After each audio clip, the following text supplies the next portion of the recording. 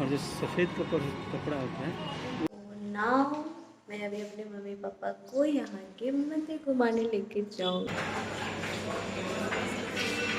देखिए कहाँ कहाँ जाते हैं दोनों यहाँ पे डिस्कशन करते हुए। तो हम सब महाभारत कथा सुने हैं, देखे हैं टीवी पे, और इसकी रचना किसने की है ये सबको पता है। तो उसकी रचना वेद व्यास जी ने की थी और गणेश महाराज जी ने की थी। तो जहाँ पे ये रचना हुई थी हम उसी प्लेस में हैं अभी। यहाँ पे वेद व्यास जी और गणेश भगवान जी ने यहाँ पे महाभारत की रचना की थी। तो आपको यहाँ पे गणेश जी की मूर्ति हर जगह मिलेगी। यहाँ पे बहुत सारे मंदिर है, शिव जी के मंदिर हैं, कान्हा जी के मंदिर है, राम मंदिर है, तो पर आपको हर जगह पे गणेश जी ज़रूर मिलेंगे।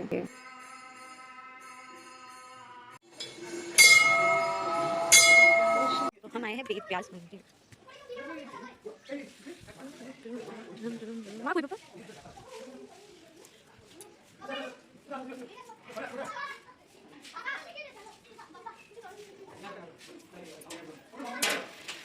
यहाँ पे वेद व्यास जी ने रचना की थी अपनी गणेश जी के साथ महाभारत की। ये वही जगह है जहाँ पे महाभारत।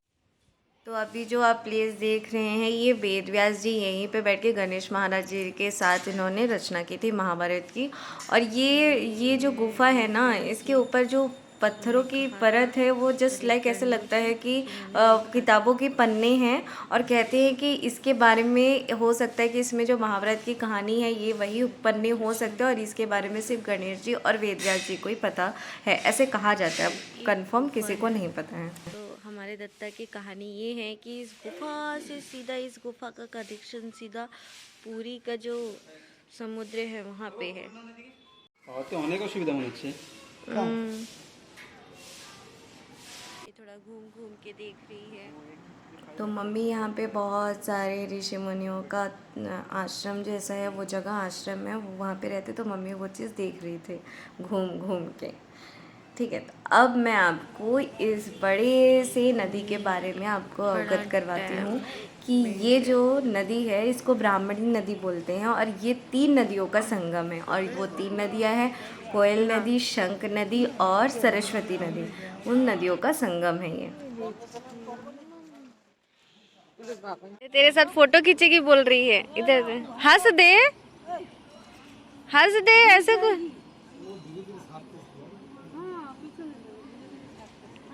जब तक आप मंदिर का दर्शन करते हैं, मैं तब तक आपको वेद व्यास जी के बारे में थोड़ा सा बताती हूँ, और इस जगह के बारे में भी।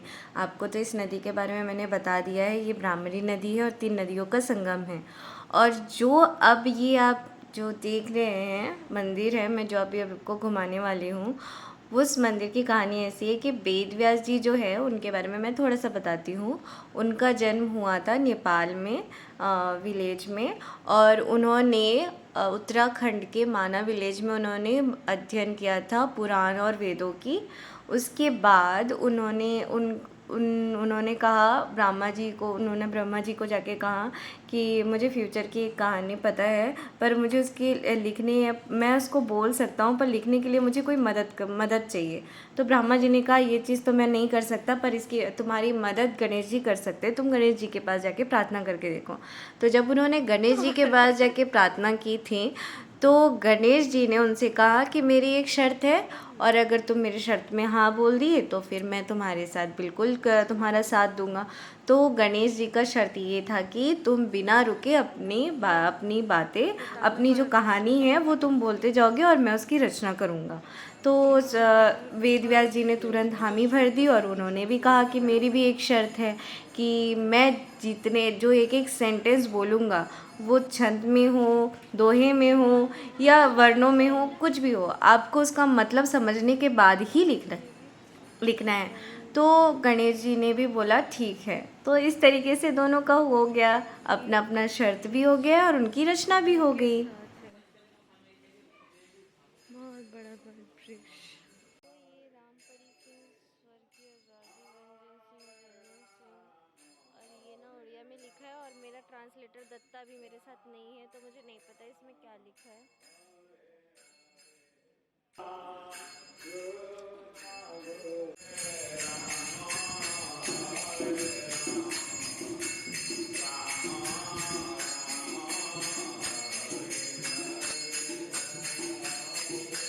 अभी जहाँ आप कीर्तन देख रहे हैं ये है राधा कृष्ण का मंदिर। यहाँ पे ये 24 घंटे ये कीर्तन चलता रहता है, कोई ना कोई गाता रहता है और ये दिया भी जलते रहती है।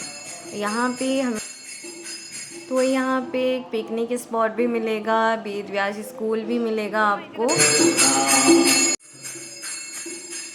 तो यहाँ जो कान्हा जी की मूर्ति आप देख रहे हैं, आपको जब वेद व्यास मंदिर में जाना रहेगा सबसे पहले आपको ये कान्हा जी की मंदिर ही सबसे पहले पड़ेगा आपको।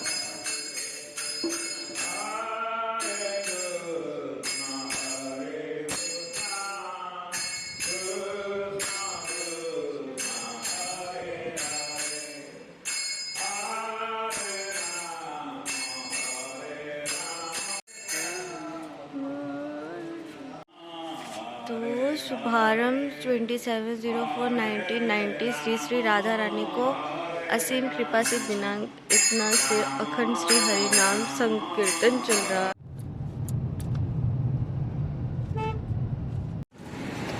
तो हम एक नए मंदिर आए हैं जो यहाँ पे 6 महीने पहले ही बना है, इसका उद्घाटन हुआ है। मुझे भी नहीं पता इसमें क्या है, तो फिर चलते हैं। त्रिशक्ति मंदिर है। ये त्रिशक्ति मंदिर है। मैं भी चलो देखेंगे अंदर जाके। तो यहाँ पे मम्मी पापा को लेके आए हैं। यहाँ पे जूता चप्पल रखने का जगह है। मैं भी पापा को लेके आए हैं।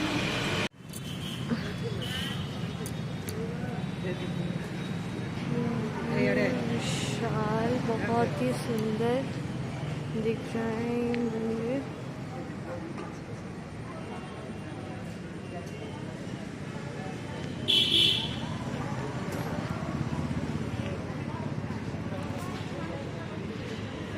स्टेयर्स है, बहुत सारे स्टेयर्स है। पर्स दो मम्मी, हमें पर्स दो रही।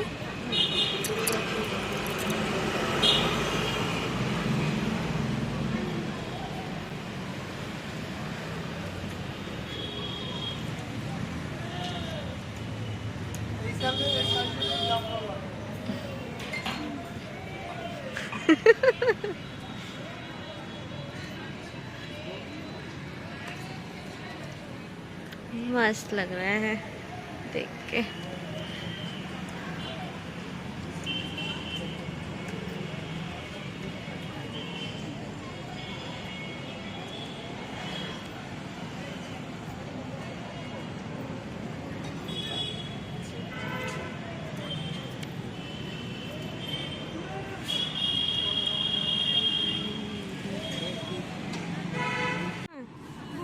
क्या जो काला कलर होता है हाँ। वो पूरा रेडिएशन को एब्जॉर्ब कर लेता है, और जो सफ़ेद कपड़ा होता है वो उसको रिफ्लेक्ट कर लेता है।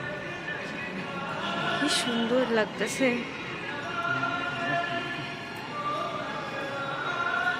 बहुत बहुत बहुत सुंदर है।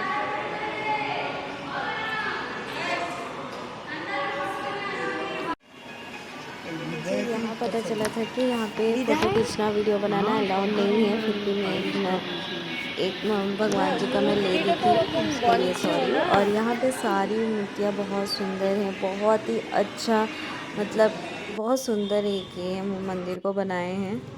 आप जाएंगे तो आपको बहुत बहुत बहुत अच्छा लगेगा। से फोटो लेना अलाउड नहीं है, तो मैं बाहर से ऐसे ले रही हूँ। बहुत ही सुंदर है। तो अपन तो ये मेरे पापा अपने फेवरेट हीरो का फ़ोटो खींच रहे हैं। तो ये है इनका फेवरेट हीरो। तो शाम को घूमने के बाद, मंदिर दर्शन करने के बाद मम्मी को पिज़्ज़ा खिलाने लेके गए थे, क्योंकि वो बहुत कम पिज़्ज़ा खाई है, उनको बहुत अच्छा लगता है इसलिए। बट इस रेस्टोरेंट में पिज़्ज़ा बहुत ही बेकार लगा हमें, हमको बिल्कुल अच्छा नहीं लगा, इसीलिए यहाँ पे आप पिज़्ज़ा खाने तो बिल्कुल ना आए। यहाँ पे अपन आए हैं पिज़्ज़ा खाने।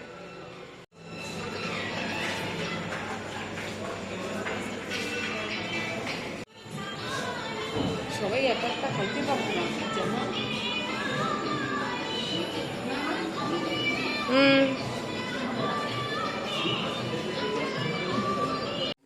तो यहाँ पे चली गई थी लाइट, हम अंधेरे में कैंडल लाइट में पिज़्ज़ा खा रहे थे। थोड़ी देर बाद लाइट आ गई, लाइट में खा रहे। এরকম করো তো, এরকম করো। করো তো, আরে করো তো।